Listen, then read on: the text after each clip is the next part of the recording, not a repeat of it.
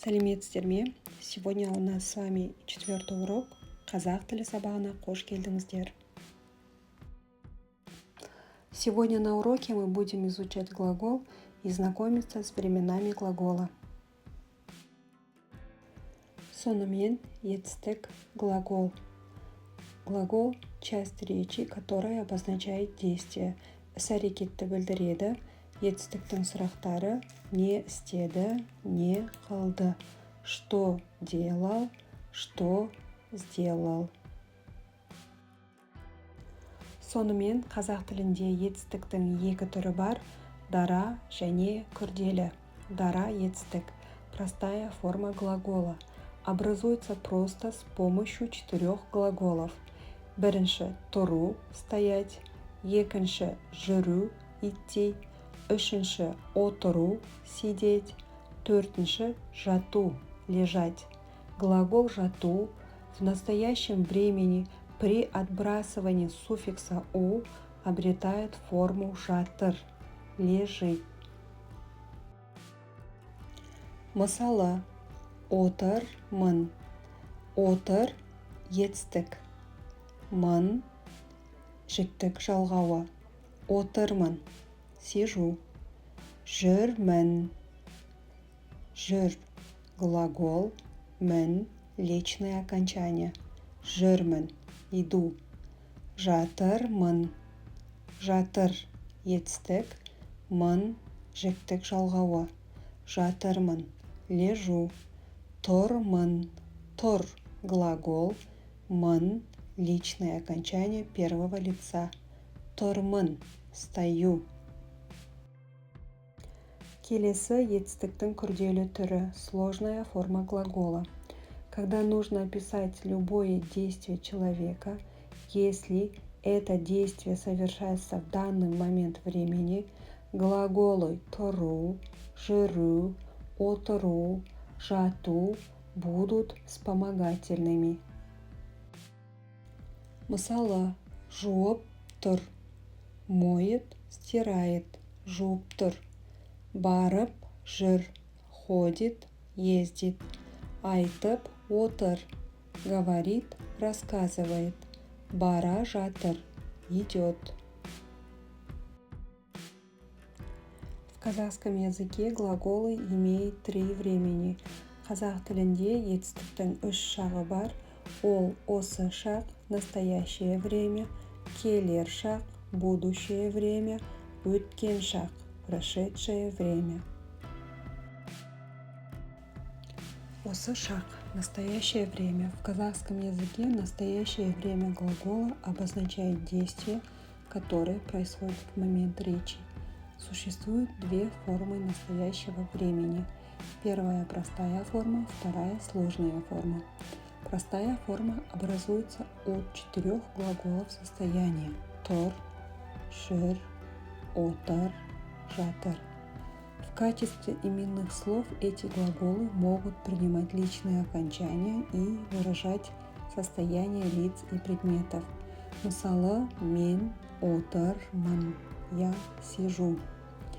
Сложная форма образуется путем прибавления к основной форме глагола суффиксов «а», «е», «и» или «п», «ып», «эп».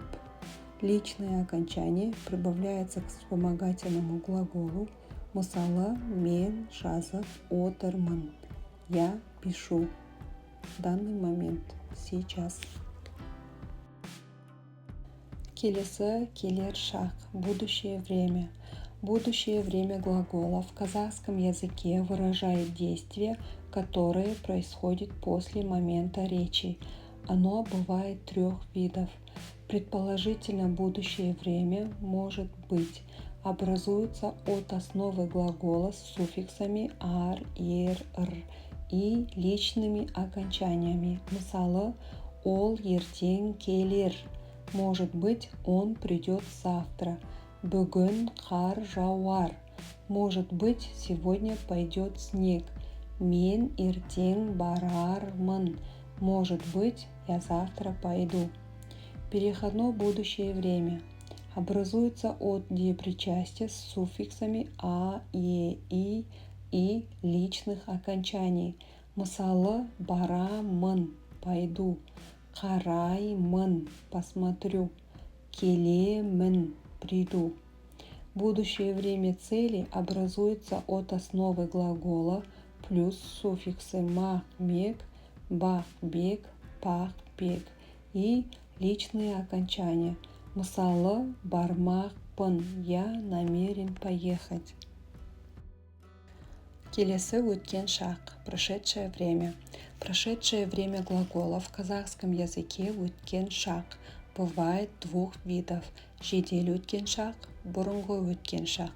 Жедел өткен шақ – очевидное прошедшее время. Образуется путем прибавления к основе глагола суффиксов д, т, т и личных окончаний. Бұрынғы өткен шақ – давно прошедшее время. Образуется тремя способами. Первое – основа глагола, причастный суффикс ған, ген и вспомогательное слово екен. Мысалы, асыраған – воспитал, асыраған екен – воспитывал. Второе – основа глагола, причастный суффикс ған, ген и личные окончания. Мысалы, мен асырағанмын, я растил. Третье – основа глагола, где причастный суффикс ып, эп, ып и личные окончания. Мысалы, асыраппын, я вырастил, асырапты, он вырастил. При указании положения объекта вспомогательные глаголы обозначают, что действие производится тұр, стоя, жүр, в движении, отыр, сидя, жатыр, лежа. Вам маленький совет. Если возникают сложности в выборе правильного вспомогательного глагола, то используйте вспомогательный глагол жатыр. Он подходит в 99% случаев. И напоследок вам маленькое задание. Вместо точек вставьте вспомогательный глагол отыр и переведите на русский язык. Бірінші, мен сабақ оқып отыр. Сәкен хат жазып отыр. Сендер кімді күтіп отыр?